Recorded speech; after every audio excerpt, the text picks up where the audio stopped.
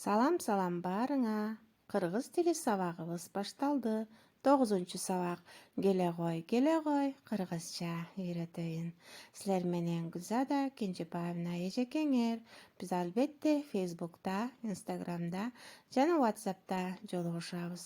Бүгүнкү биздин темабыз үй бүлө, же болбосо үй бүлө мүчөлөрү. Менин үй бүлөм. Кананда кеттик. Бул менин чоң атам жана чоң энем. Ал эми булар менин сүйүктүү атам жана апам. Ал эми бул менин тайэжем жана анын баласы бөлөм. Бул болсо тайэкем. Ал эми булар менин эжем, байкем жана кичинекей бөбөгүм, иним. Демек силерге суроо берейин. Атамдын байкеси мага ким болот? Апамдын сиңдиси ким болот? Байкемдин аялын ким деп чакырам? Эжемдин күйөөсү жолдошун ким деп чакырам? Апамдын эркек бир тууганын мен ким деп ага кайрылам? Ал эми апамдын кыз бир туугандары мага ким болот? Ал эми тайэжемдин балдары мага ким болот, балдар? Ойлонолу. Атамдын байкеси аба же байке дейт экенбиз.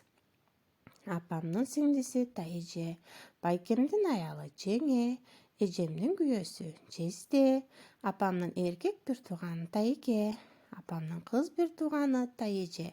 Ал эми тайэжемдин балдары бөлө экен. Азаматсыңар балдар. Муну биз жаттап, аларга ошентип кайрылалы. Анда эмесе үйгө тапшырма берейин. Аба байке деген ким?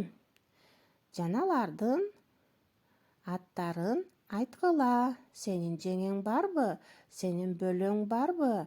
Сенин жездең барбы? Жана анын аты ким? Тайэже деген сага ким болот экен? Жана тайэке деп кимди айтабыз? Жаңы сөз жээн. Жээн деген ким? Муну билип келгиле. Бул биздин үй бүлө. Аны көздүн карегиндей сактайлы балдар. Ушуну менен 9-сабагыбыз бүттү балдар. Үй бүлө бул кичинекей мамлекет. Саламатта калгыла балдар. Мен силер менен дайыма биргемин. Суроолоруңарга жооп берем.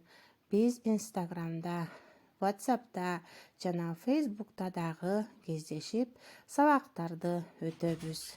Саламатта калгыла. Мен силерди дайыма жакшы көрөм.